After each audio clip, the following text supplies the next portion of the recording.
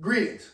You know, the other day I was cruising around the internet trying to get a good kettlebell armbar video to demonstrate to my college students, a good movement for developing mobility as well as stability in the shoulder. I couldn't find one. I mean, some of them were decent, but some of them were outright outlandish. So there's one guy doing this, taking a kettlebell in a bottoms up fashion. Also, by the way, a lot of these guys are using those like hollow bells. I call them balloon bells to make it look like it was bigger. Whatever. So, guy had the kettlebell up here like this, talking about how this bottoms up version, is better for creating stability in the shoulder, which it does help with that, but there's no reason to do it like this because of the benefit of, cost reward ratio. What could go wrong here? This come crashing down. Not a really good movement to do here. Look, especially if I'm doing something like this. Not very safe. Another thing is he was keeping his knee bent all the way here and then coming back. I would not recommend that at all. You're much better off getting a wider range of motion using a more substantial bell and being safe. That kettlebell comes here, crashes down, nothing good can happen.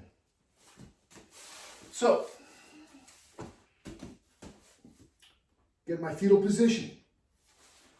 Roll the bell into my shoulder. Press the bell. My fist, knuckles facing the ceiling.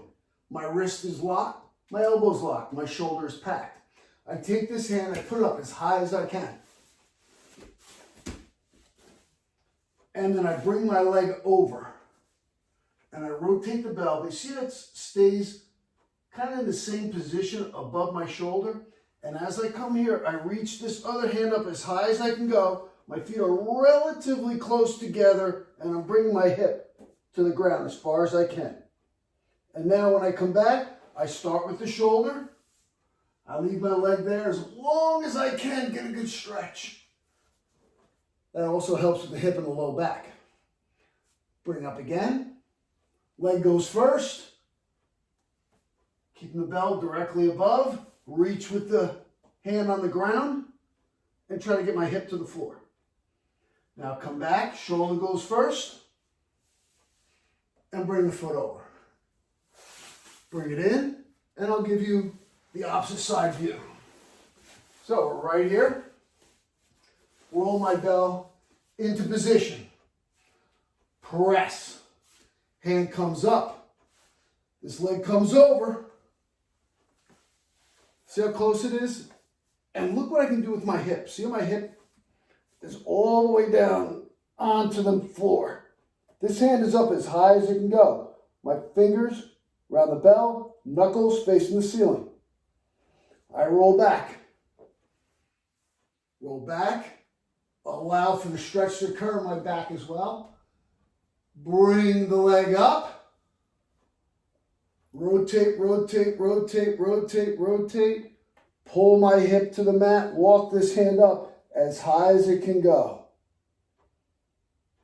And then I pull my shoulder back down to the mat and let the leg come over. Getting back up to my position. Great work. Strength and honor.